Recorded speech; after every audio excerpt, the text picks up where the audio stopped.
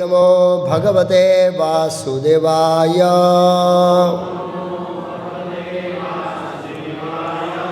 ओम नमो भगवते वासुदेवाय।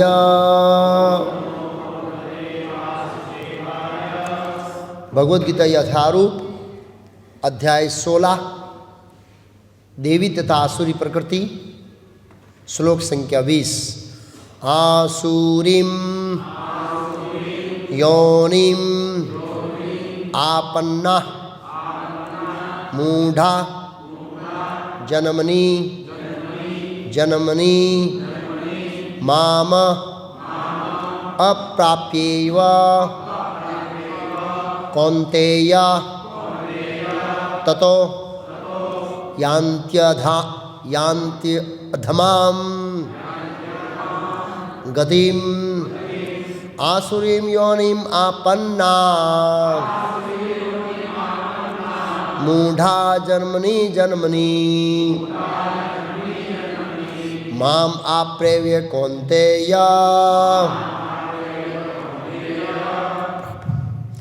ततो यान्त्यधमां गतिम् आसुरीं योनिम् आपन्ना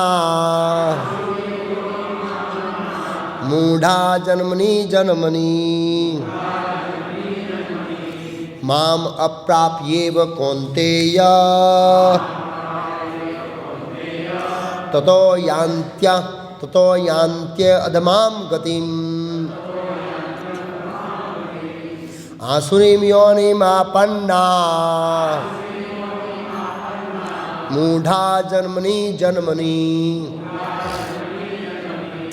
माम अप्राप्येव कौन्तेय ततो यान्त्यधमां गतिम्।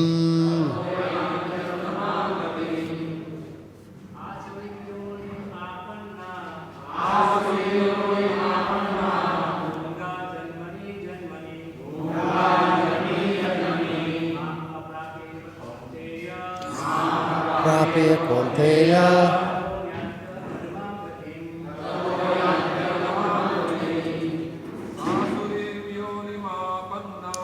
आसुरीं योनिमापन्ना मूढ़ा जन्मनि जन्मनि माम प्राप्येय कौन्तेय ततो यान्त्यधमां गतिम्। आसुरीं योनिम् आपन्ना मूढ़ा जन्मनि जन्मनि माम प्राप्येव कौन्तेय ततो यान्त्यधमां गतिम्। आसुरीं योनिम् आपन्ना मूढ़ा जन्मनि जन्मनि माम प्राप्येय कौन्तेय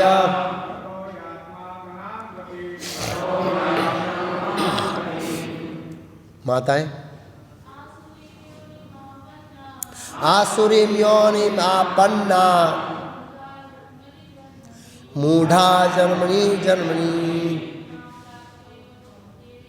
माम प्राप्येय कौन्तेय ततो यान्त्यधमां गतिम्। शब्दार्थ अनुवाद और तात्पर्य शिला अभय चरणारविंद भक्ति वेदांत स्वामी प्रभुपाद इस्कॉन संस्थापक आचार्य द्वारा।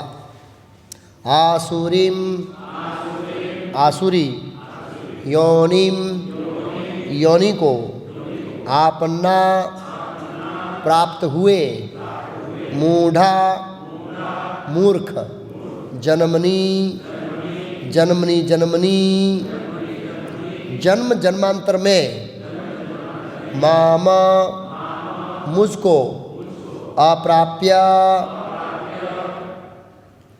प्राप्त किए बिना एवं निश्चय ही कौन्तेय हे कुंती पुत्र तथा तत्पश्चात यान्ति जाते हैं अधमाम अत्यंत अधम निंदित गतिम गंतव्य को। अनुवाद, हे कुंती पुत्र, ऐसे व्यक्ति आसुरी योनि में बार बार जन्म ग्रहण करते हुए कभी भी मुझ तक पहुंच नहीं पाते। वे धीरे धीरे अत्यंत अधम योनि को प्राप्त होते हैं।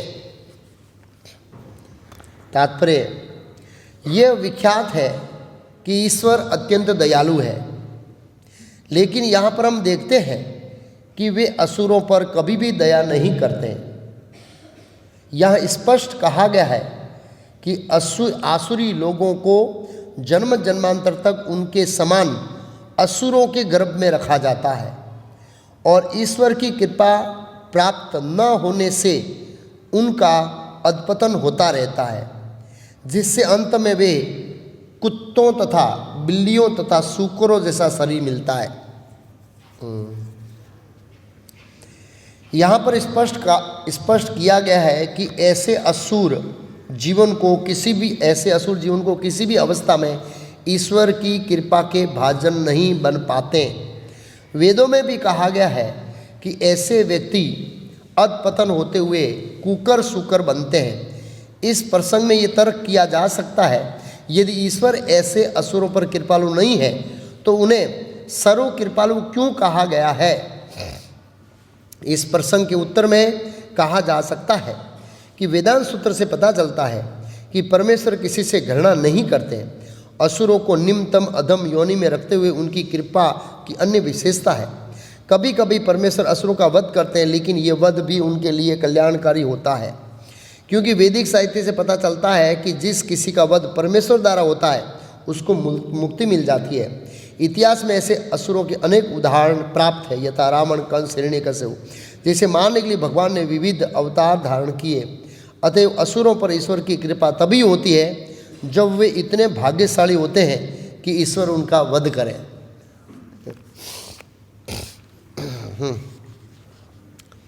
ओम अज्ञानतिमिरान्धस्य ज्ञानाञ्जन शलाकया चक्षुरुन्मीलितं येन तस्मै श्रीगुरुवे नमः। नमो ओम विष्णुपादाय कृष्णपृष्ठाय भूतले श्रीमते भक्तिवेदान्त स्वामिने नमस्ते सारस्वती देवे गौरवाणी प्रचारणे निर्विशेष शून्यवादी पाश्चात्य देशतानिरे। श्री कृष्ण चैतन्य प्रभु नित्यानंद श्री अद्वैत गदाधर शिवासादि गौर भक्तविंद। हरे कृष्ण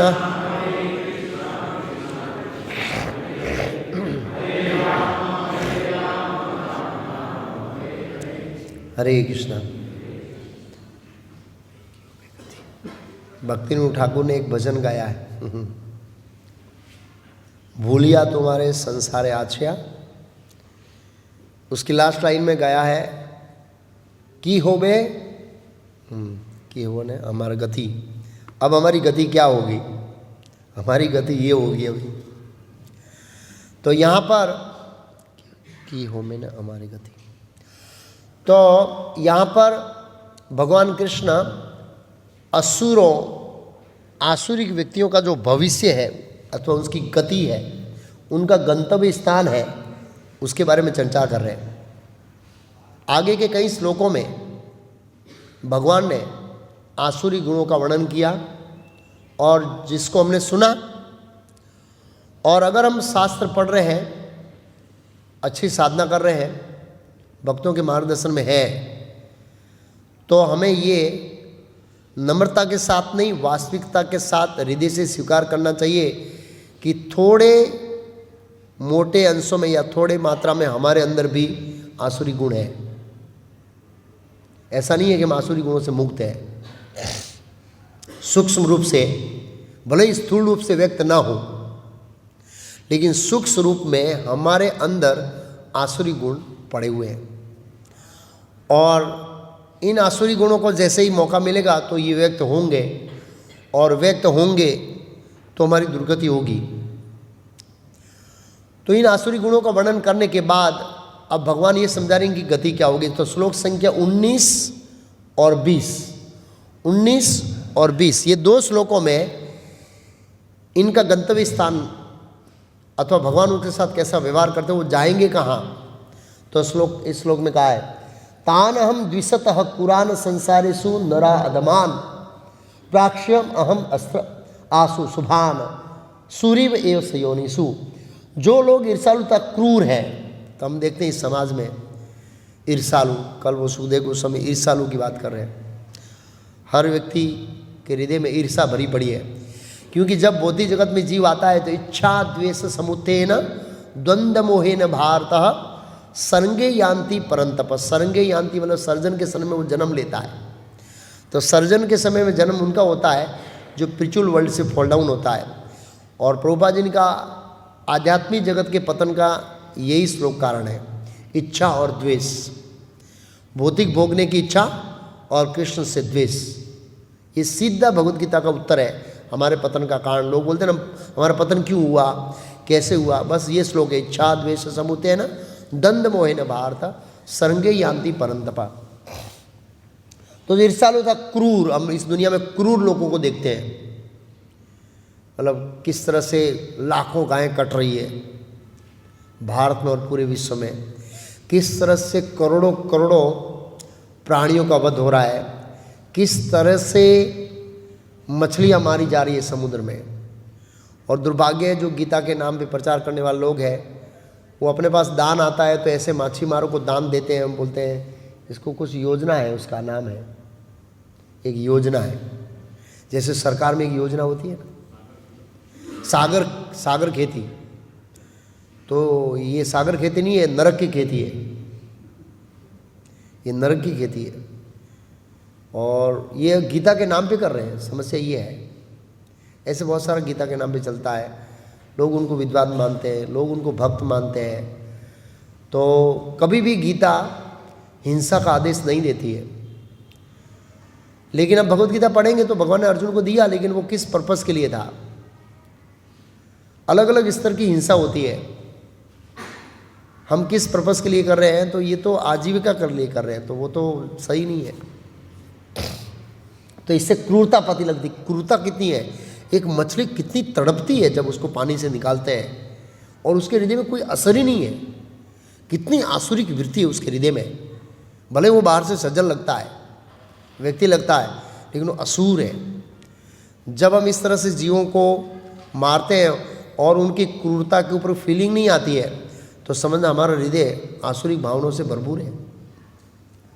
नराधम मनुष्य मधम है, उन्हें मैं निरंतर विभिन्न आसुरी योनियों में योनियों में भव सागर में डालता रहता है। इस भौतिक सागर में भगवान निरंतर ऐसे ही असुर परिवार में, आसुरी गुणों से युक्त व्यक्ति के परिवार में डालते हैं।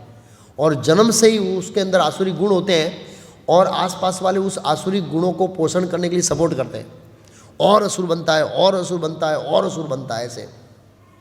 फिर आज के श्लोक में कहा, तो मान लो अर्जुन पूछता है 19वां श्लोक विश्वनाथ ठाकुर का इसके ऊपर कमेंट्री है कि प्रभु ये आपने कहा कि आसुरी योम ने भवसागर में डालते हैं, कब तो इसका उद्धार होगा। तो यहाँ पर बताते हैं, हे कुंती पुत्र, ऐसे व्यक्ति आसुरी योनि में बार बार जन्म करते होते कभी भी मुझ तक पहुँच नहीं पाते। कभी भी लिखा है, कभी भी नहीं पहुँच पाते।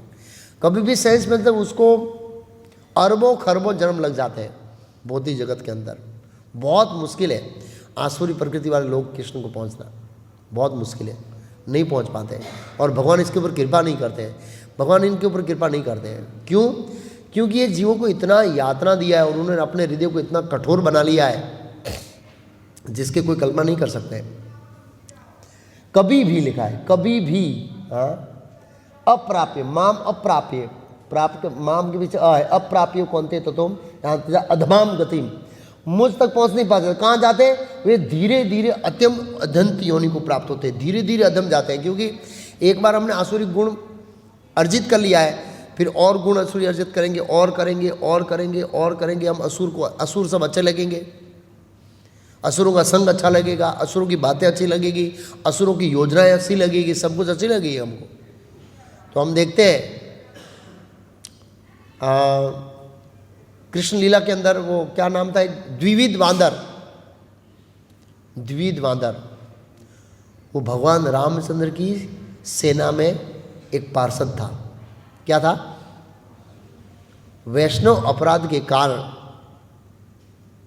वो असुर बन गया और बलराम जी एक अपराध किया, बलराम जी मारा, मुक्ति हो गई। ये तो भगवान की कृपा थी, रामचंद्र की भगवान में सेवा किया था इसलिए। तो प्रभुपाद जो तात्पर्य में लिखा है, नरकासुर का मित्र बन गया वो। द्विविध वानर नरकासुर का मित्र बन गया। एक दिन भगवान राम की सेना में वो पार्षद था, बहुत बड़ा ऊंचा स्थान था उसका। असुरों का संग करने के कारण उसके अंदर आसुरी वृत्ति आई और बलराम जी जब कुछ स्त्रियों के साथ बैठे हुए थे द्वारका में, तो वो जाकर वहाँ परेशान करने लगा और फिर बलराम जी ने उसका द्विविध वानर का वध किया। तो असुरों का संग होता है, कुछ अपराध हो जाता है और फिर असुरों की बातें, असुरों की योजनाएं, असुरों की इच्छाएं, असुरों का संग, सब कुछ अच्छा लगता है, असुरों का भाव इत्यादि। तो लिखा है धीरे धीरे यान्ति अधमाम गतिम, धीरे धीरे अत्यंत, वो धीरे धीरे आसुरी गुणों को एकदम प्रगाढ़ करते रहते हैं। जैसे दूध होता है ना, जैसे जैसे उबालते हैं रबड़ी बनती है, ऐसे वो असुरों का संग करके पूर्ण रूप से असुरों को गुण अर्जित कर लेते हैं। और अधम, अत्यंत अधम योनि, अधम योनि का मतलब क्या है? प्रभुपाद जी तात्पर्य में लिखा है, सूकर कुकर, ये कुत्ते सब असुर हैं और हम लोग इन कुत्तों को पालते हैं असुर बनने के लिए। तुम असुर हो, मैं तेरा संग करूंगा, भले ही करोड़पति हूं मैं, बहुत मेरा नाम है, कंपनियों का मालिक हूं, लेकिन मैं तुम्हारा संग करूंगा, अगले जन्म तुम मेरे को असुर बनाना। प्रभुपाद लिखा है यहां पर। अंततः इनको कुत्ते और सुकर कुकर की योनि मिलती है, असुर की योनि। कितना डेंजर है? प्रभुपाद जी इसमें कहते हैं, आसुरी योनि को जन्म जन्मांतर उसके समान असुरी लोगों के गर्भ में रखा जाता है और ईश्वर की कृपा न प्राप्त होने से उनका अनपत, ईश्वर की कृपा उनको प्राप्त नहीं होती, इसलिए वो अधर्म में जाता रहता है, नीचे नीचे जाता रहता है, जिससे अंत में उन्हें कुत्तों, बिल्लियों तथा सुकरों जैसा शरीर मिलता है। हाँ, ये बहुत महत्वपूर्ण है। फिर प्रभुपाद जी ने कहा यहाँ पर तात्पर्य में कि भाई भगवान तो सर्वदयालु है, भगवान इनके ऊपर कृपा क्यों नहीं करते हैं? तो विश्वनाथ ठाकुर कहते हैं कि असुरों को ये पनिशमेंट ही उनकी कृपा है और अंततः ये असुर है, ये लोकालोक पर्वत का जो ये नरक, तो बहुत कम पीड़ा नरक में, नरक से भी पीड़ा ज़्यादा है लोकालोक पर्वत की पीछे साइड में।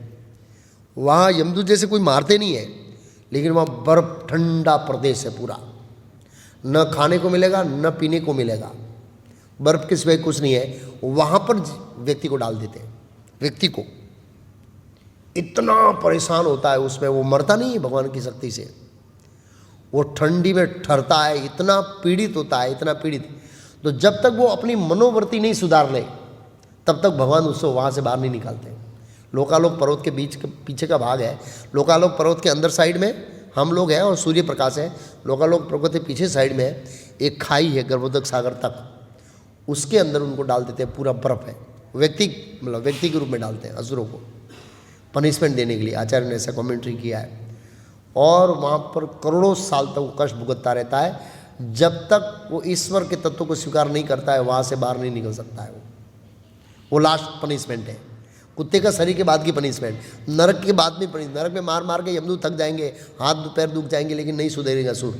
इस भौतिक दुनिया में देखते हैं असुर लोग सुधरते नहीं है, कितना भी मार खाते नहीं सुधरते। आसुरी गुण बहुत प्रबल होते हैं, आसुरी गुण इतना आसान नहीं। अंत में वहाँ डालते हैं और करोड़ों जन्मों के बाद वहाँ पर सुधरते होंगे ऐसा। अब भगवान बताते हैं अगले श्लोक में कि इन आसुरी योनि में व्यक्ति जाता कैसे, आसुरी गुणों को प्राप्त कैसे होता है। उसके 3 रास्ते बताते हैं। कितने रास्ते बताते हैं? 3। त्रिविधम नरकस्य इदम द्वारम नाशनम आत्मनः कामः क्रोधस्तथा लोभस् अस्मात् एतत् त्रयम तजेत। इस नरक के 3 द्वार है, काम, क्रोध तथा लोभ। प्रत्येक बुद्धिमान व्यक्ति को चाहिए कि इन्हें त्याग दें, क्योंकि इनसे आत्मा का क्या होता है? पतन पतन पतन पतन। और घोर, वो इस उपनिषद में है ना, घोर अंधकार भरे प्रदेश में जाते हैं आसुरी लोग। वो एक श्लोक है, घोर अंधकार भरा प्रदेश वो है जहाँ सूर्य प्रकाश कभी देखने को मिलता है। वो है लोकालोक पर्वत का पिछला साइड, जिसके अंदर बर्फ है, सूर्य प्रकाश नहीं है, मतलब ठंडा प्रदेश स्वाभाविक रूप से। तो ये बहुत महत्वपूर्ण है। तो इस श्लोक में आसुरी जीवन का प्रारंभ होने का वर्णन है कि आसुरी जीवन का प्रारंभ कहाँ से होता है? काम। अब काम को पूरे शब्द का उपयोग करेंगे तो भौतिक इच्छाएं। भौतिक इच्छाएं ही काम है और प्रत्यक्ष काम वासना उसको बोल सकते हैं। जब व्यक्ति अपनी काम इच्छाओं को या काम वासनाओं को संतुष्ट नहीं कर पाता तो फिर उसमें क्रोध आता है और क्रोध के बाद लोभ उत्पन्न होता है। और अर्जुन ने स्वयं प्रश्न पूछा था कि व्यक्ति न चाहते हुए भी कैसे पाप कर्म करता है। श्री भगवान वाच काम एस क्रोध एस रजोगुण समुद्भव महासनो महापापमा विधेयनम वैरिणम। इस जीवत्म का सबसे बड़ा शत्रु है। इसलिए इस श्लोक में किस शब्द का प्रयोग किया है? बुद्धिमान। प्रत्येक बुद्धिमान व्यक्ति को चाहिए, जो अपने आप को बुद्धिमान समझता है, जो इस आसुरी योनि में गिरना नहीं चाहता है, उसे चाहिए कि इन तीनों शत्रुओं का परित्याग कर दे। क्यों त्याग कर दे? क्योंकि इनसे आत्मा का क्या होता है? पतन होता है। लिखा है नाशनम आत्मनः। ये 3 द्वार है जिससे आत्मा का नाश होता है। आत्मा इतनी विकट परिस्थिति में चली जाती है कि उसके लिए लगभग, ऐसे बोल सकते हैं, लगभग इस नार की स्थिति से बाहर आने की कोई संभावना नहीं रहती है। या तो नरक हो या फिर लोकालोक पर्वत का पीछे का भाग हो, कोई संभावना नहीं। वहाँ कोई पिचिंग करने नहीं जाता है, शुद्ध भक्त भी वहाँ नहीं जाता है। नरक में जा सकता है, एक संभावना है। हम शास्त्रों मिलते हैं कि नारद जी जाते हैं, एक बार ऐसे गए थे और उनको देखकर सब जीव मुक्त हो गए। शुद्ध भक्त चले जाते हैं। हालांकि यमराज का रेसिडेंस जोन अलग है, सॉरी ऑफिस, और सज़ा अलग है। यमराज से जो सब साधु लोग मिलने आते हैं, यमराज नरक में ले जाते नहीं उनको। आप नरक में नहीं जा सकते, मेरी ऑफिस में आ सकते हैं, क्योंकि नरक में जाएंगे तो उनका क्या हो जाएगा? उद्धार हो जाएगा। ऐसे बहुत सारा वर्णन है। नारद जी एक बार गए थे, एक पुराणों कथा है। तो जो, लेकिन लोकालोक पर्वत के पीछे साइड में वहाँ कोई शुद्ध भक्त जाने की कोई संभावना नहीं है। तो वहाँ से जीव को बचाना, बाहर निकलना बहुत कठिन है। जब वो अपनी मानसिकता को सुधारेगा, करोड़ों अरबों खरबों करोड़ों ब्रह्मांड का सर्जन होने के बाद, तब भगवान उसको निकालने का सोच सकते हैं। तब तक नहीं निकालेंगे भगवान, बहुत कठिन है। और जब हम इस हद तक गिर जाते हैं तो हमारे भवबंधन से मुक्ति की कोई संभावना नहीं। भवबंधन की बात छोड़िए, उस स्थिति से बाहर निकलना बहुत असंभव है। इसलिए व्यक्ति को त्यागना चाहिए 3 को, काम क्रोध और लोभ को त्यागना चाहिए। एतैर्मुक्तः कौन्तेय तमोद्वार स्त्रीभिर् नरः आचरन्त्यात् आत्मना श्रेयस्तो यान्ति परमां गतिम्। हे कुंती पुत्र, जो व्यक्ति इन तीनों नरक द्वार से बच पाता है, और जो बच जाता है, इसके द्वार में नहीं जाता है, वह आत्मा साक्षात्कार के लिए कल्याणकारी कार्य करता है। और इस प्रकार वह कर्मशः यान्ति परमां गतिम्। जो इससे बचता है वही जाता है। तो मनुष्य को, मानव जीवन के 3 शत्रु हमारे भगवद गीता में बताए, हमारे 3 शत्रु है, काम क्रोध और लोभ, से अत्यंत सावधान रहना चाहिए। विश्वनाथ ठगी ठाकुर ने इसके ऊपर कॉमेंट्री लिखते हुए कहा है कि इवन देवी पुरुष को भी ये खींच सकते हैं अगर वो सावधान नहीं है तो। देवी गुणों से युक्त व्यक्ति है, अगर वो सावधान नहीं है तो उसको खींच सकते हैं और नार की स्थिति में उसको या आसुरी योनि में डाल सकते हैं। और जो व्यक्ति जितना इन तीनों दुर्गुणों से मुक्त होगा, उसका उतना ही जीवन शुद्ध होगा, उतना ही जीवन शुद्ध होगा। और जब वो शुद्ध होगा तभी प्रभुपाद तात्पर्य लिखते हैं, व्यक्ति वैदिक नियमों का पालन कर सकता है। हम वैदिक नियमों का कई बार पालन नहीं कर पाते, जानते ही ये गलत है, पालन नहीं कर पाते। क्यों? पता है, आसुरी गुण है हमारे अंदर। दुर्योधन जानता था धर्म क्या है, अधर्म क्या है, अच्छा क्या है, बुरा क्या है, जानता था। उसने बताया है, ये सीरियल में नहीं, श्लोक में बताया महाभारत में। मैं जानता हूँ अच्छा क्या है, बुरा क्या है, लेकिन मैं पालन नहीं कर पा रहा। तो क्यों नहीं कर पा रहा है? आसुरी गुण थे उसके अंदर। कई बार हम भी पालन नहीं कर पा रहे हैं, इसका मतलब आसुरी गुण है। प्रभुपाद ने तात्पर्य में लिखा है इसमें, भगवद गीता के तात्पर्य में, कि तब तक वो वैदिक साहित्य के आदेश विधि विधानों का पालन नहीं कर सकता जब तक वो शुद्ध नहीं हो ले, इन गुणों से मुक्त नहीं हो ले। तो हम देखते हैं, हमको ये सब नियम पालन करना कठिन भारी पड़ रहा है। 4 नियम, 16 माला, मंगल आरती उठना, वैदिक साहित्य का पठन करना भारी पड़ रहा है, आसुरी गुण है। हम शुद्ध नहीं है, हाँ पूर्ण मात्रा में नहीं है, लेकिन सूक्ष्म मात्रा में तो है, तो इससे मुक्त होना पड़ेगा। इस प्रकार मानव जीवन के विधि विधान का पालन करते हुए अपने आप को धीरे धीरे आत्मा साक्षात्कार के और प्रतिष्ठ करता है, वो ऊपर ले जाता है और प्रभुपाद जी आगे लेता है, उसका भाग्य लिखाते हैं। पहले क्या बताया, अगर इसको शुद्ध होकर वैदिक आदेशों का पालन कर पाएंगे, अगर हम इतने भाग्यशाली हुए तो हमको कृष्ण भक्ति प्राप्त होगी।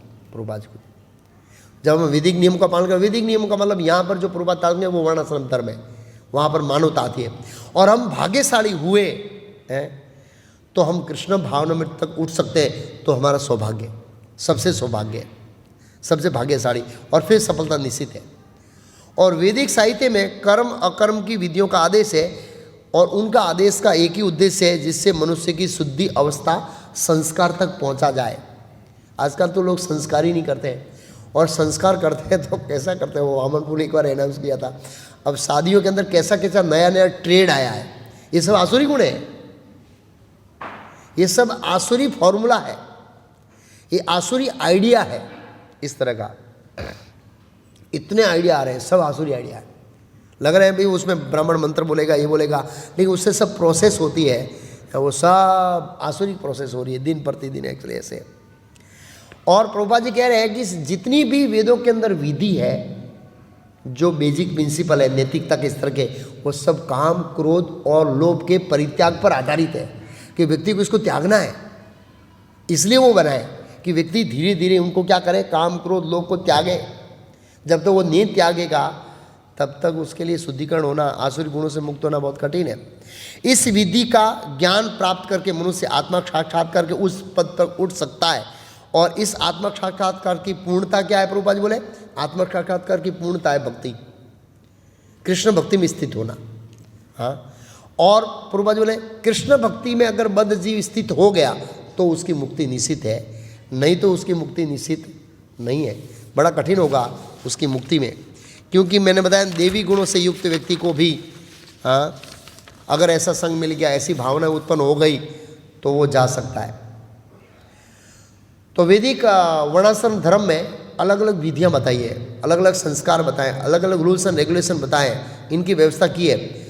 उन सब का उद्देश्य है शुद्धिकरण करके इन आसुरी गुणों से मुक्त होना, और जब वो उनसे मुक्त होता है तो कृष्ण भक्ति प्राप्त होती है, तब तक नहीं होती। ये पॉइंट बहुत महत्वपूर्ण बताया।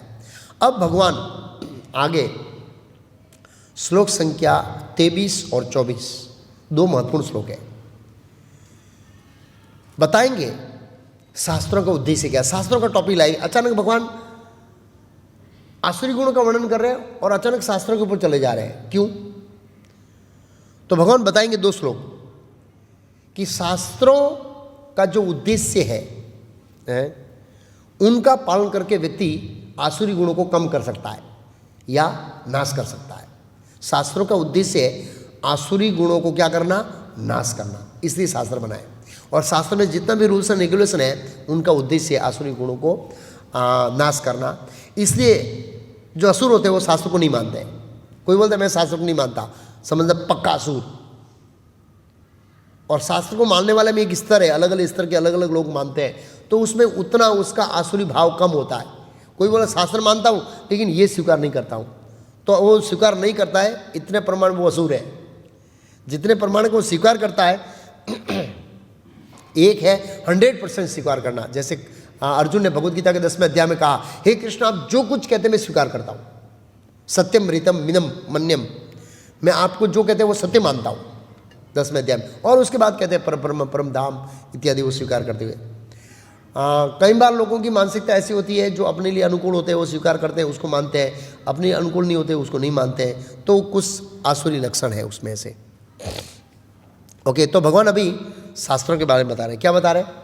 यह शास्त्र विधि उत्सर्जये वर्तते काम कारतः न स सिद्धिम अवाप्नोति न सुखम न पराम गतिम। जो शास्त्रों के आदेशों की अवहेलना करता है और जो मनमाने ढंग से कार्य करता है, उसे न तो सिद्धि न सुख न ही परम गति की प्राप्ति हो पाती है। ये असुर है। प्रभुपाद ने लिखा शास्त्र को स्वीकार नहीं करना वो एक स्थूल असुर है, लेकिन आगे बताएंगे प्रभुपाद तात्पर्य में कि शास्त्र को जीवन में आचरण करने का प्रयास नहीं करना, वो सूक्ष्म असुर की भावना है, वो भी असुरी गुण है कि शास्त्रों को जीवन में उतारने का प्रयास नहीं करना। तो यह शास्त्र विधि, ये शास्त्र किस लिए बनाए? आसुरी गुणों को नाश करने के लिए, आसुरी गुणों से मुक्त होने के लिए। लेकिन अगर हम यह शास्त्र विधि उत्सर्जे, उसका त्याग करते हैं, वर्तते काम कारत, अपने मनमाने ढंग से काम करते हैं, असुर अपने मनमाने ढंग से काम करते हैं, असुरों को स्वतंत्रता चाहिए। प्रभुपाद तात्पर्य में बहुत अच्छा बताएंगे, वो छवछंदी रहना चाहते हैं। छवछंदी क्या है प्रभुपाद जी बताएंगे। छवछंद रहता है, प्री, अपने हिसाब से सब कुछ करेंगे, यज्ञ करेंगे, दान करेंगे, तप करेंगे अपने हिसाब से। मुझे पता है, बताने की जरूरत नहीं है महाराज, ऐसे बोलते हैं लोग, कई बार मुंह पे बोल देते हैं, इतने पक्के और खुले असुर होते हैं। मुझे पता है, मैं मेरे हिसाब से करूँगा ऐसे। तो उनको तीन चीज़ नहीं मिलती है, न सिद्धि मावाप्नो थी, न सुखम न पराम गतिम। उससे सिद्धि नहीं मिलती है। सिद्धि का अर्थ है जन्म मृत्यु जरा व्याधि से मुक्ति। सुख नहीं मिलता है, वो ऐसे ही बाह्य दृष्टिकोण से सुखी रहना चाहता है, लेकिन सुख नहीं मिलता है। परम गति में भगवान का धाम नहीं मिलता है अगर हम शास्त्र को फॉलो नहीं करेंगे तो। इसलिए एक है स्थूल रूप से शास्त्र को फॉलो करना। स्थूल रूप से मतलब कृष्ण भगवान है, हम आत्मा है, भक्ति सर्वश्रेष्ठ है, हरे कृष्ण महामंत्र जो है वो कलयुग का युग धर्म का महामंत्र है। ये स्थूल शास्त्र की फिलोसफी। एक है सूक्ष्म, जो गुरु महाराज हमको गाइड करते हैं, ये हाथ से नहीं लेना है, ये हाथ से देना है, ऐसे ही नहीं करना है, ऐसे प्रणाम करना है, ये ऐसे करना है, ये ऐसे करना है। छोटी छोटी छोटी छोटी बाबतों में हमको महाराज टोकते हैं, ज़्यादा सामान्य लोगों को अच्छा लगता नहीं है। वो सूक्ष्म जो है वो भी पालन करना ज़रूरी है। अगर उसको पालन नहीं करते हैं, अरे क्या है इसको पालन, तो भी सूक्ष्म तो असुरता का भाव है हमारा, बहुत ज़रूरी है।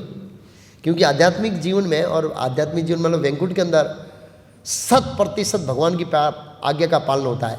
उसमें ऐसा नहीं ये चलेगा वो चलेगा वो चलेगा, ऐसे नहीं है। और फिर अगर हम लोग ऐसे सूक्ष्मता के नियम को पालन नहीं करते हैं तो आध्यात्मिक जगत में जाना बहुत कठिन, नहीं जा सकते। वैकुंठ के अंदर तो 100% जो भगवान के नियमों और आदेशों का पालन करता है वही जा सकता है। तो प्रभुपाद जी तात्पर्य में बताते हैं इस श्लोक में किस तरह से हम भी अगर शास्त्रों का पालन नहीं करते तो क्या होता है। जैसा कि पहले कहा जा चुका है, मानव समाज के विभिन्न आश्रमों और वर्णों का शास्त्र में विधि दी गई है। प्रत्येक व्यक्ति को इन विधियों का पालन करना होता है। शिव जी नरसिंह देव भगवान की स्तुति में या कहीं स्तुति में कहते हैं, हे प्रभु, आपने जो जीव विधि विधान दिए शास्त्रों में, वो सब पालन करने के लिए हम बाध्य है। हम नहीं, हर जीव बाध्य है, हर जीव बाध्य है, वो स्वतंत्र नहीं हो सकता है, पालन करना चाहिए। कोई इनका पालन न करके काम क्रोध और लोभ स्वेच्छा से कार्य करता है तो उससे कभी जीवन में सिद्धि प्राप्त नहीं होती। तो ये क्या बताता पता है, भक्ति मार्ग में स्वेच्छा नहीं चलेगी। हम स्वेच्छा, मैं ऐसी भक्ति करूंगा, मैं ऐसे ही मंगला आरती गाऊंगा, मैं ऐसे ही बोलूंगा। और गाने के अंदर भी साइंस है, क्या गाना, टोन कैसा गाना है। ये तो परम पूज्य भक्ति विकास महाराज का परफेक्ट आइडिया कि हम टोन अच्छा गा रहे हैं। हम टोन भी नहीं गाते, दूसरा टोन गाते थे, सुबह का टोन शाम को गाते, नहीं चलेगा। राग रागिनियाँ है, और कृष्ण को कौन से राग में कब गाना है वो शास्त्रों में लिखा है, कृष्ण को पसंद है। ये सूक्ष्म भक्ति की नहीं है, बोले ये इतना जरूरी नहीं है, कृष्ण भगवान ने स्वीकार कर लिया ना, नहीं चलेगा, सिद्धि नहीं मिलेगी। जब तक ये ऐसे सूक्ष्म नियमों का पालन नहीं करेंगे तब तक हमारी स्पिरिचुअल प्रोग्रेस नहीं हो सकती, क्योंकि वो सब कृष्ण ने दिए है। ये राग में गाना, दोपहर को ये राग में गाना, शाम को ये राग में गाना, ये टोन में गाना, ये लय में गाना। मैंने देखा कई बार, एक बार मैं यहाँ पर करताल बजा रहा था, बहुत सारे लोग करताल बजा, महाराज ने पकड़ लिया मेरी करताल सही नहीं बज रही है, मेरी ओर देखा महाराज ने, तो मैंने सुधारने का प्रयास किया। दूसरी बार देखा मैंने बराबर नहीं बजी, तीसरी बार देखा मैंने रख दिया मैंने रख दिया। कृष्ण के लिए सब कुछ परफेक्ट होना चाहिए। महाराज ये बताना चाहते भाई, ऐसा नहीं तुम गाड़ी चलाए रखो ऐसे टिंग टिंग टिंग करके, सीखना चाहिए भाई। नहीं है तो बजाए चलेगा, भगवान भी समझते हैं। मान लो एक एग्जाम्पल है, कोई करताल बजाने वाला नहीं है, एक मर्दम बजाने वाला है और इसको टूटी फूटी आती है, तो क्या करना चाहिए, बजाना चाहिए। लेकिन जब अच्छा बजाने वाला है तो टूटी फूटी वाले को पकड़ना नहीं चाहिए। हम क्या करते हैं कि एक अच्छा बजा रहा, 3-4 टूटे फूले वाला आते हैं, अच्छा बजाते हैं, उसको साइड ट्रैक, मतलब उसको रॉन्ग ट्रैक पे ले जाते हैं। तो भक्तों को देखना चाहिए कोई हमसे अच्छी बजा रहा है तो हम टूटी फूटी करताल नहीं बजाना चाहिए। जब कोई नहीं है तो भगवान स्वीकार करेंगे, ठीक है कोई नहीं है तो भगवान परिस्थिति समझते हैं। बहुत बहुत सटल है ये सब। ये मेरे ख्याल से रथ यात्रा के अंदर था, बहुत साल पहले गुरु महाराज आए ना लेक्चर थी, मुझे अभी भी याद है। एक बार देखा, 2 बार देखा, 3 बार देखा तो मैं समझ गया अब इसको रख देना चाहिए। दूसरे सब लोगों की करताल अच्छी बज रही थी, मेरी करताल के कारण उसका जो करताल का टोन है मैच नहीं हो रहा है और महाराज को खटक रहा है, मतलब भगवान को खटक रहा है, महाराज को खटक रहा है, मतलब ये पॉइंट बहुत महत्वपूर्ण है ऐसे। अच्छा, फिर प्रभुपाद जी आगे कहते हैं, दूसरे शब्दों में भले ही मनुष्य सारी बातें सैद्धांतिक रूप से जान ले, कोई व्यक्ति सैद्धांतिक रूप से हाँ ये सब सही है, फिर क्या कहा है, लेकिन यदि वह इन्हें अपने जीवन में उतार नहीं पाता तो अधम व्यक्ति बोला जाता है। अगर हम शास्त्रों के नियम को जीवन में जान लिया, हाँ बस सब सही है, ये उतार नहीं पा रहे हैं तो हम अधम है। प्रभुपाद जी तात्पर्य लिखा है, एक एक प्रभुपाद जी के शब्द है। कितनी बार गीता पढ़ा और मैंने पढ़ा इस बार तो लेक्चर देने से हम लोग को क्या बोलना है, अरे बाप रे बाप, अगर हम शास्त्रों को जीवन में उतार नहीं पाते हैं तो हम अधम है। हम सोचते यार हम तो हरे कृष्ण कर रहे हैं, 16 मांग रहे हैं, यार डिवोटी ऑफ कृष्णा, कृष्णा की डिवोटी नहीं है, हम अधम है, शास्त्रों का पालन नहीं कर पा रहे। प्रभुपाद जी हमको सर्वोच्च स्तर पर ले जाना चाहते हैं। प्रभुपाद जी खाली यहाँ तक नहीं ले जाना चाहते हैं कि हरे कृष्ण करो, प्रसाद खाओ, कूदो, थोड़ा लेक्चर सुन लो, बस पूरा हो गया ना। प्रभुपाद जी हमको ऊंचा ले जाना चाहते हैं, कृष्ण का शुद्ध भक्त बनाना चाहते हैं। ओके, आगे प्रभुपाद जी कहते हैं, मनुष्य योनि में जीव से आशा की जाती है कि वह बुद्धिमान बने और सर्वोच्च पद तक जीवन को ले जाने वाले विधानों का पालन करें। अब प्रभुपाद जी कह रहे हैं कि जब हम विधि विधानों का पालन नहीं करते तो अधम है, इसलिए मनुष्य बुद्धिमान बने और ये जीव से आशा की जाती है सर्वोच्च पद तक अपने को ले जाने के लिए विधि विधानों का सर्वोच्च पद। इसमें रातों रात नहीं होगा। कई बार मैं लेक्चर में बहुत स्ट्रांग बोलता हूँ और व्यक्ति बहुत सीरियस हो जाता है, रात को लेट सोता है, सुबह जल्दी उठता है, फिर हेल्थ प्रॉब्लम होता है, फिर पता लगा बीमार हो। क्यों? अरे प्रभु जी आपने बोला ना सततम कीर्तन तो माँ, इसलिए मैं 3 बजे उठ जाता हूँ। अरे भाई धीरे धीरे करो सततम कीर्तन, रातों रात सततम कीर्तन तो नहीं कर सकते हैं, slowly slowly slowly slowly slowly slowly ऐसे धीरे धीरे जाना पड़ेगा। हाँ ऐसे अपने को धीरे धीरे, क्योंकि हमारा शरीर ढला हुआ है तो एकदम उसकी हैबिट्स नहीं है तो नींद को कंट्रोल नहीं कर पाएगा, वो कंट्रोल नहीं पाएगा, फिर शरीर पर असर होगा, हम सूख जाएंगे या फिर हमारे जप अच्छे नहीं होंगे, जप में सोएंगे। महाराज ने बोला 18 घंटा सोते हुए भक्ति करना, इससे अच्छा है 6 घंटा अच्छे सो जाओ। नहीं क्या कहा, मतलब 22 घंटा या 24 घंटा ऐसे, इससे अच्छा है 18 घंटा जागृत अवस्था में भक्ति करो। हम क्या करते हैं, नींद को कम करते हैं आर्टिफिशियली और फिर सब प्रक्रिया नींद में करते हैं, तो उससे अच्छा है 6 घंटा सीधा सो जाओ और 18 घंटे जागृत रहो और जागृत अवस्था में भक्ति के विधि विधानों का पालन करो, इत्यादि करो ऐसे। हाँ किंतु यदि वह इसका पालन नहीं करता है तो उसका अधपतन हो जाता है। प्रभुपाद जी कहते हैं कि अगर हम लोग सर्वोच्च पद तक उठने के लिए विधि विधानों का पालन नहीं करेंगे तो हम धीरे धीरे बैग मार सकते हैं, क्योंकि ये ऐसा है, भक्ति कैसा है पता है, ऐसा है, या तो ऊपर जाएगा या क्या आएगा, नीचे आएगा। प्रभुपाद जी का अधपतन होगा।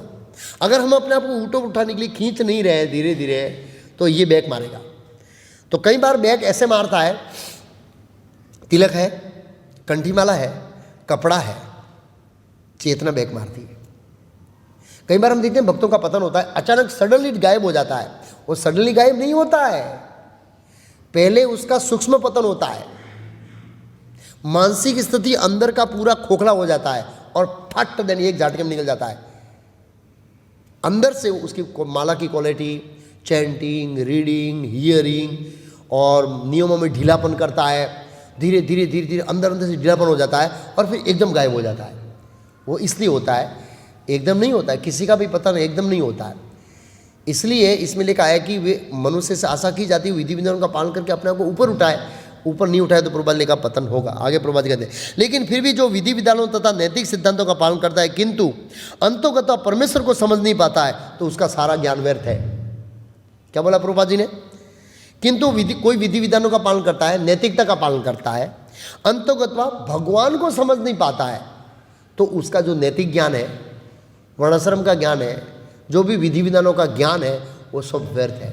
अल्टीमेट तो हमको करना क्या है, भगवान को समझना है, क्योंकि भगवान को समझेंगे तब आत्मा को समझ सकते हैं और भगवान को समझने से ही हम कृष्ण भक्ति में आगे बढ़ सकते हैं। और यदि वह ईश्वर के अस्तित्व को मान भी ले, प्रभुपाद जी कहते हैं, किंतु यदि भगवान की सेवा नहीं करता है तो उसके सारे प्रयास निष्फल है। प्रभुपाद जी क्या कर रहे हैं, एक एक स्टेप ले जा रहे हैं। मान ले मैंने ईश्वर का अस्तित्व, मान लिया कृष्ण है, भगवान है, मैं शरणी आत्मा हूँ, सेवा करना उनका धर्म है हमारा, लेकिन मैं प्रैक्टिकल सेवा नहीं करता हूँ, तो प्रभुपाद जी कहता उसके सारे प्रयास क्या है, निष्फल। कौन सा श्लोक है भागवत में, रति न उत्पादित रति शर्म ही एव केवलम। वर्णाश्रम धर्म का पालन करने से, अगर भगवान के अंदर रति या वैदिक विधानों का पालन करने से भगवान के अंदर रति उत्पन्न नहीं होती, आकर्षण उत्पन्न नहीं होता है, शर्म ही एव केवलम। अगर हम सेवा में नहीं लगते हैं तो सब कुछ विफल है, माला भी विफल, रीडिंग भी विफल, श्रवण भी विफल। अल्टीमेट ये सब करके करना क्या है, सेवा में लगना है। यस, प्रभुपाद जी बोले विफल है। एक एक पैराग्राफ प्रभुपाद जी ने सटीक लिखा। नेक्स्ट, अतः मनुष्य को चाहिए कि अपने आप को कृष्ण भावना में तथा भक्ति के पद पर ऊपर ले जाए, तभी वह परम सिद्ध अवस्था को प्राप्त कर सकता है, अन्यथा नहीं, अन्यथा नहीं, परम सिद्ध अवस्था को प्राप्त कर सकता है। काम का अर्थ शब्द अत्यंत महत्वपूर्ण है, सार्थक है। जो व्यक्ति जानबूझकर नियमों का अतिक्रमण करता है वो काम के वश में होकर करता है। जानबूझकर मतलब कई बार पता है कि ये ऐसा नहीं करना चाहिए, बाहर का नहीं खाना चाहिए, लेकिन खा लेते हैं, क्या प्रॉब्लम है, शादी में आए क्या कर सकते हैं, मना नहीं कर सकते, क्या बोलते हैं, वैवाही को क्या बुरा लगेगा, लेकिन वो परम वैवाही है हमारा, उसको बुरा लगेगा, उसका क्या है, उसको बुरा लगेगा नहीं सोच रहे हैं, ये वैवाही को बुरा लगेगा, इसके घर जाएंगे खाएंगे नहीं तो इसको बुरा लगेगा, अरे इसको बुरा लगेगा उसका क्या, वो तो एक जन्म का वैवाही है, तो करोड़ों करोड़ जन्म का वैवाही है हमारा, परमानेंट वैवाही है, ये तो टेम्परेरी है। अब एक ड्रामा है, एक ड्रामा में संबंधी है और एक रियल संबंधी है, भौतिक दुनिया की बात कर रहा हूँ। तो हम जब ड्रामा कर रहे हैं, हम सोच रहे हैं यार इसको ड्रामा कर रहे हैं हम लोग, ये ड्रामा में इसको बुरा लग जाएगा, उस हमारा कोई संबंधी बना है इसको बुरा नहीं लग जाए, तो ये ऐसा कर लेता। लेकिन जो रियल संबंधी है उनको त्याग कर हम ड्रामे के अंदर जो संबंधी है उसको प्रसन्न करने का प्रयास करते हैं। प्रभुपाद जी बोलते हैं वह ऐसा करना मना है, लेकिन फिर भी वह ऐसा करता है तो उसको कहते हैं काम का स्वेच्छारत, वो स्वेच्छा है, बस जानबूझकर, ये जानते हुए कि अमुक काम करना चाहिए फिर भी उसे नहीं करता है तो उसको भी स्वेच्छाचारी करता है। ये करना चाहिए फिर भी हम नहीं करते हैं तो हम स्वतंत्र है, काम कारत स्वेच्छा सारी।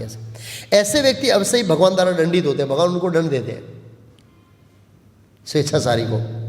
ऐसे व्यक्तियों को मनुष्य जीवन की सिद्धि प्राप्त नहीं हो पाती, मनुष्य जीवन को अपने आप को शुद्ध बनाने के लिए, किंतु व्यक्ति विधि विधानों का पालन नहीं करता है, वो अपने को न शुद्ध बना पाता है और न वास्तविक सुख प्राप्त कर पाता है।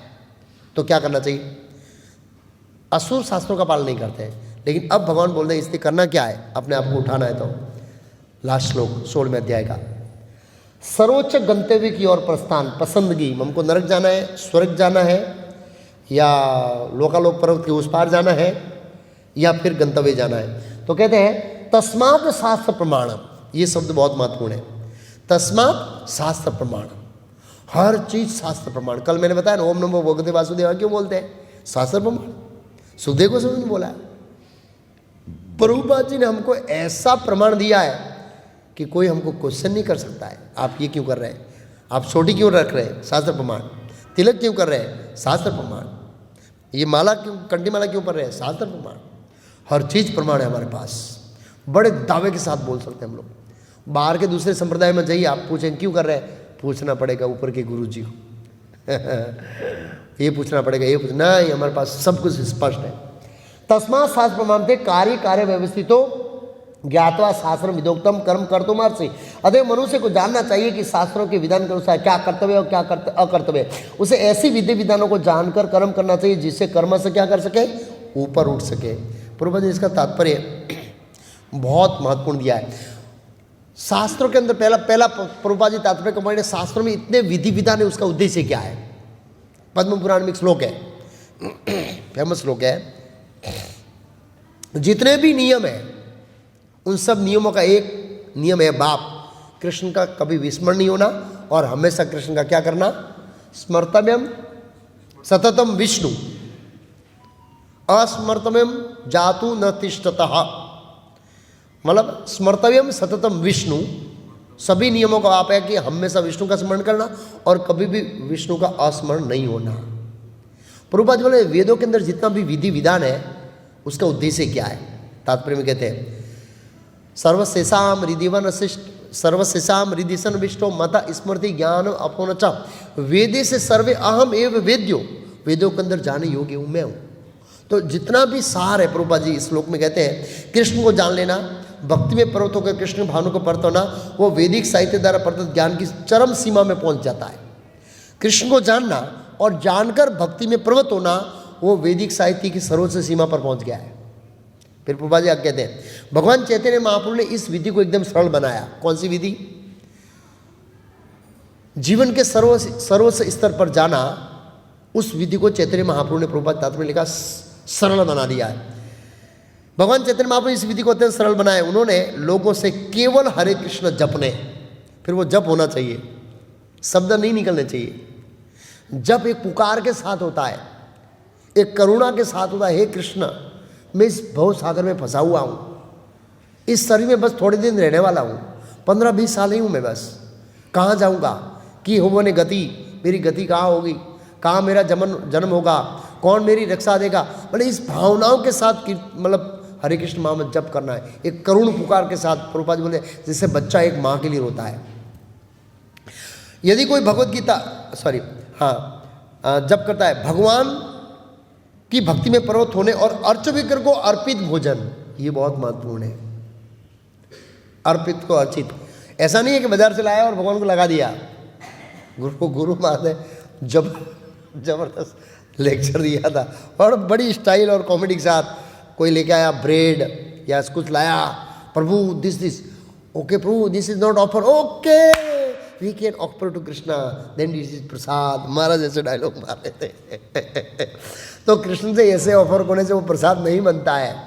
पत्रम पुष्पम फलम तो यम यो में भक्तिया प्रयचति, भक्तिया भक्ति से। आप सोचिए 3000 लोगों का कुकिंग था, कहाँ पर? व्यास पूजा में। चूल्हे पर ब्राह्मण दीक्षित बैठे थे, ये स्टैंडर्ड है और हमको हिलाना है। बोलिए आप लोग साथ में चल रहे हैं तो मैं भी तैयार हूँ।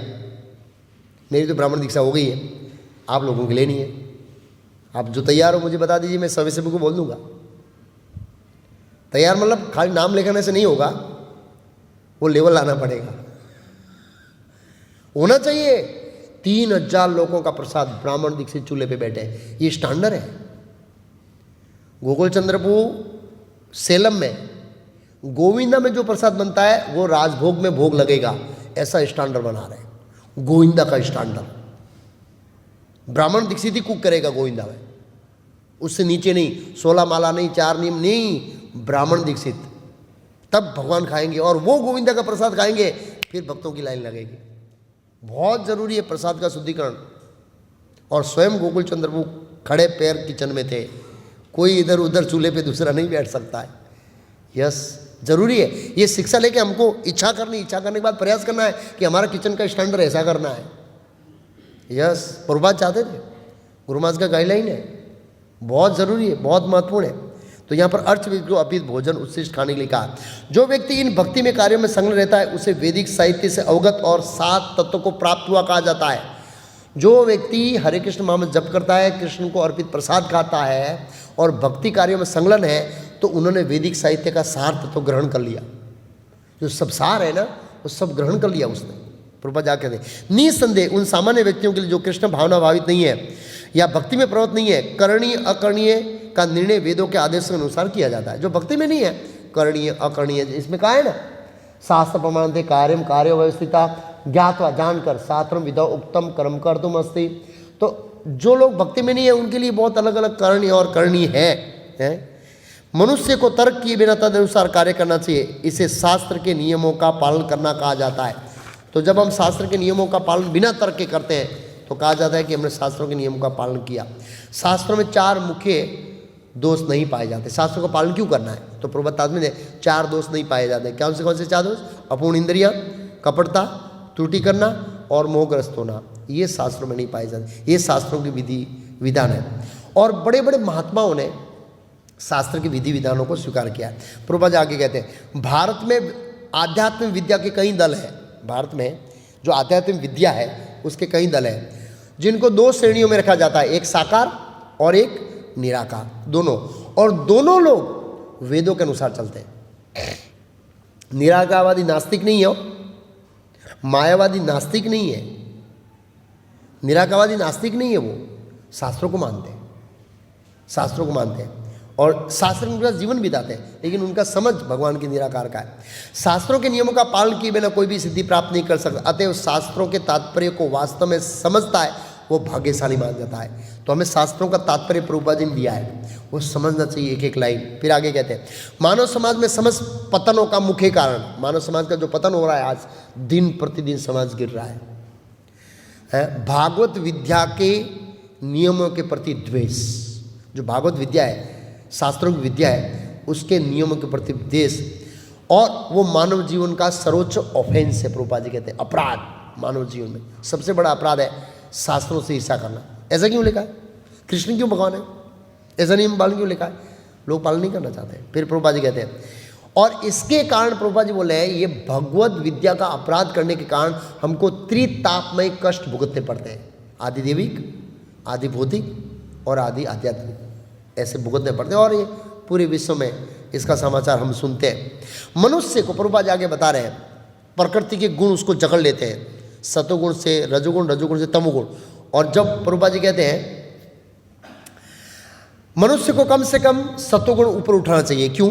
सतोगुण तक उठे बिना वह तमो रजोगुण में पड़ा रहेगा, और इसका फल क्या होगा? जो आसुरी जीवन का कारण स्वरूप है। अगर हम रजोगुण तमोगुण में पड़े रहते हैं तो हम आसुरी जीवन आरंभ कर देंगे जीना। आसुरी जीवन का कारण रजोगुण तमोगुण व्यक्ति का। रजोगुण तमोगुणी व्यक्ति शास्त्रों, पवित्र मनुष्य और भगवान के समुचित ज्ञान की खिल्ली उड़ाते हैं। खिल्ली, अमेरिका में एक लेडी ने खिल्ली उड़ाई थी, पता है आपको?